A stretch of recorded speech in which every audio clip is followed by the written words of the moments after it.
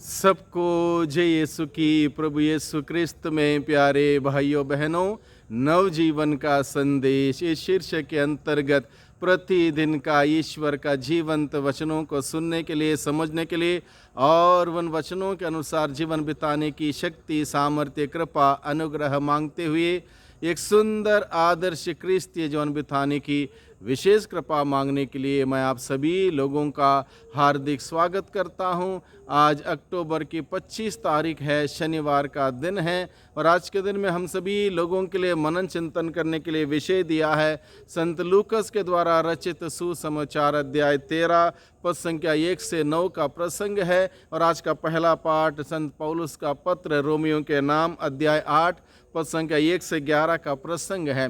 मुख्य रूप से हम लोग आज के दिन में सुसमाचार पर मनन चिंतन करेंगे और सुसमाचार के द्वारा प्रभु हम सभी लोगों से एक आवश्यक और एक महत्वपूर्ण बात हम सबों को बताना चाहता है और वो बात है पश्चाताप। प्रभु यीशु मसीह चाहता है कि हम में से हर कोई व्यक्ति पश्चाताप करें, क्योंकि हम में से हर कोई व्यक्ति पापी हैं, गुनहगार हैं, अपराधी हैं। कहीं ना कहीं, कभी ना कभी हम लोगों ने पाप किए हैं और इस बात को बाइबल भी बताता है, सबों ने पाप किया, सभी ईश्वर के महिमा से वंचित हो गए। इसलिए हर एक व्यक्ति को जो पापी है इस बात को स्वीकार करना है कि मैं पापी हूँ, मुझ पापी पर प्रभु दया कर। और जो व्यक्ति अपने पापों को याद करते उसके लिए पश्चाताप करता है, प्रभु से माफ़ी मांगता है, क्षमा की याचना करता है, प्रभु उसको माफ़ करने के लिए तत्पर है, तैयार है।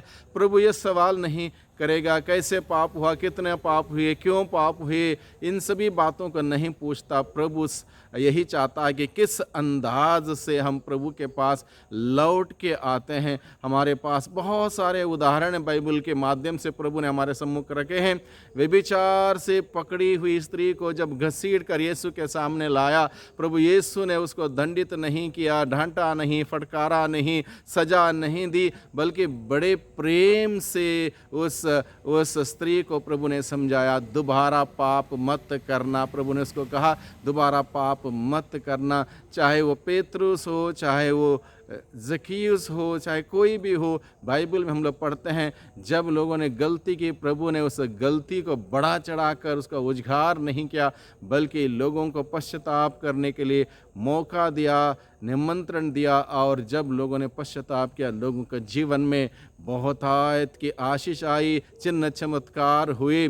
जैसे हम लोग बाइबल में पढ़ते हैं, ज़कीयुस ने पश्चाताप किया और उसके घर में प्रभु गए। उसका घर में प्रवेश का मतलब उसका जीवन बदल गया, परिवार बदल गया, जीवन सब कुछ बदल गया। पेतरुस ने पश्चाताप किया, पेतरुस को वही दर्जा दिया जिसके बारे में प्रभु ने पहले उसको घोषित किया था, तुम चट्टान हो और इस चट्टान पर मैं अपने कलीसिया का निर्माण करूंगा। प्रभु ने किया, यानी कि जो पश्चाताप करता है उसके लिए क्षमा मिल जाती है। पश्चाताप के बगैर हम क्षमा नहीं पा सकते हैं। इसलिए प्रभु चाहता है कि हम सब के सब पश्चाताप करें। इसलिए आज के सुसमाचार के द्वारा इस बात पर जोर दिया गया है, यदि तुम पश्चाताप नहीं करोगे तो सब के सब नष्ट हो जाओगे। प्रभु यीशु मसीह बड़े कठोर शब्दों के इस्तेमाल करते हुए हम सभी लोगों को इस बात को समझाता है, यदि तुम पश्चाताप नहीं करोगे तो सब के सब नष्ट हो जाओगे। यानी कि अगर मैं पश्चाताप नहीं करूंगा तो प्रभु मुझे बचा नहीं सकता, क्योंकि पाप मेरे जीवन में तब तक रहेगा जब तक मैं उसके लिए पश्चाताप ना करूं, पाप स्वीकार ना करूं,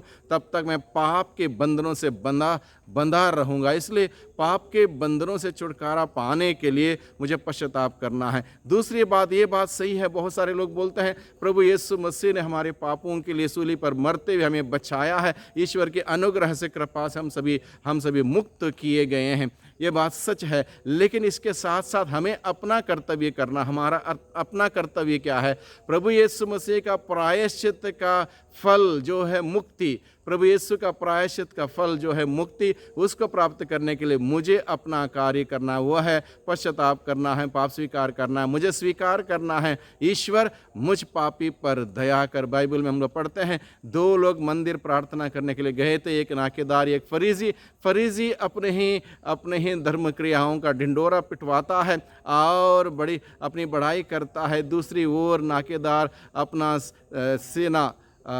अपना सिर झुकाते हुए, अपनी छाती पीटते हुए यही कहता है, ईश्वर मुझ पापी पर दया कर। और बाइबल बताता है उसको प्रभु की क्षमा मिली, शांति मिली, आशीष और बरकत मिली और उसके साथ वो अपना घर चला गया। यानी कि प्रभु चाहता है कि हम पश्चाताप करें। पश्चाताप के बगैर ईश्वर की आशीष, कृपा, अनुग्रह में नहीं मिल सकता। पाप हमारे सामने एक प्रकार का दीवार बन के रह जाएगा। इसलिए उस दीवार को तोड़ने के लिए पश्चाताप करना बहुत ही ज़रूरी है। नबी इसायास का ग्रंथ अध्याय 59 प्रसंग 1 और 2 में प्रभु का वचन कहता है, प्रभु का हाथ बचाने में समर्थ है, उसका कान बहरा नहीं हुआ है, वो सुन सकता, किंतु तुम्हारे अधर्म ने तुमको ईश्वर से विमुख कर दिया, दूर कर दिया, इसलिए वह तुम्हारी प्रार्थना नहीं सुनता। यानी कि हमारी प्रार्थना प्रभु के कानों तक पहुंचने के लिए हमें पश्चाताप करना, पाप की दीवार तोड़ना है, और वो संभव है केवल पश्चाताप के साथ। इसलिए प्रभु हमें आज के दिन में बताता है, यदि तुम पश्चाताप नहीं करोगे तो नष्ट हो जाओगे, बर्बाद हो जाओगे, यानी कि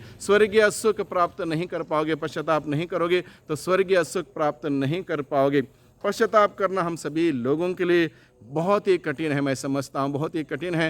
ये हो सकता हम लोग आदत के अनुसार कभी कभार साल में 1 बार 2 बार पाप स्वीकार करते हैं और चर्च जाते हैं, पाप स्वीकार करते हैं, लेकिन सच्चा पश्चाताप करना, पूर्ण रूप से प्रभु की ओर मुड़ना, एक यू टर्न लेना बहुत ही कठिन है। इसलिए प्रभु चाहता है कि हम पूर्ण रूप से प्रभु की ओर मुड़ जाएं, और वो ज़रूरी है।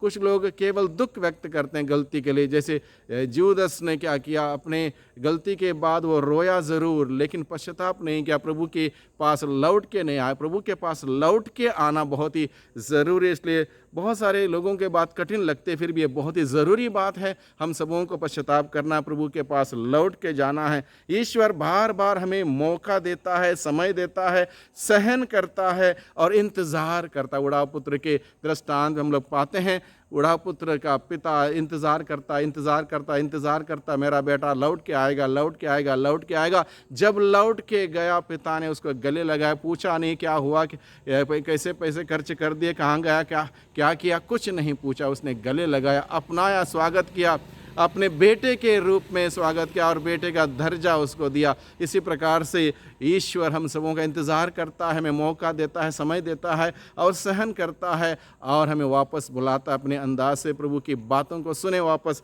लौट के जाएं, पश्चाताप करें। वह चाहता है कि हम फलदार बने, यानी कि हम सबों के लिए सदा बना रहने वाला फल उत्पन्न करने के लिए प्रभु ने चुना है। इसलिए फल उत्पन्न करना हो तो हमें उस दाखलता में, प्रभु में जुड़ना होगा। प्रभु यीशु ने यही कहा, मैं दाखलता हूँ, तुम डालियाँ हो, अगर कोई भी डाली मुझ में नहीं जुड़ेगी वो फलदायक नहीं बनेगी। इसी प्रकार से हम सभी लोगों को फलदायक बने रहने के लिए प्रभु में, उस दाखलता में जुड़े रहना ज़रूरी है। कैसे जुड़े रहें? पश्चाताप के साथ, पाप स्वीकार करते हुए। जब तक पश्चाताप नहीं होगा, पाप स्वीकार नहीं होगा, हम प्रभु के साथ जुड़ नहीं सकते। जब प्रभु के साथ जुड़ जाएंगे, पश्चाताप के साथ, पाप स्वीकार के साथ, तब हम फलदायक बन सकते हैं। इसलिए प्रभु हम सबों को निमंत्रण देता है कि हम सभी पश्चाताप करें और फलदायक बने रहें। प्रभु की कृपा, अनुग्रह हम सबों के लिए पर्याप्त मात्रा में दिया जा रहा है, उसको स्वीकार करें, उसके अनुरूप कार्य करें और प्रभु के सानिध्य में रहें, प्रभु के सानिध्य में जिएं। इसलिए हम प्रभु के बुलावे को समझें, उसके अनुसार आचरण करें, कार्य करें, और प्रभु की आशीष बरकत हम सबों को निरंतर मिलती रहे। पश्चाताप करते हुए, पाप स्वीकार करते हुए एक पवित्र, सुंदर, आदर्श जीवन बिताने का प्रयास करें। प्रभु की कृपा मांगें, पवित्र आत्मा की अगुवाई मांगें और एक सुंदर जीवन बिताएं। सबको धन्यवाद, सबको जय यीशु की।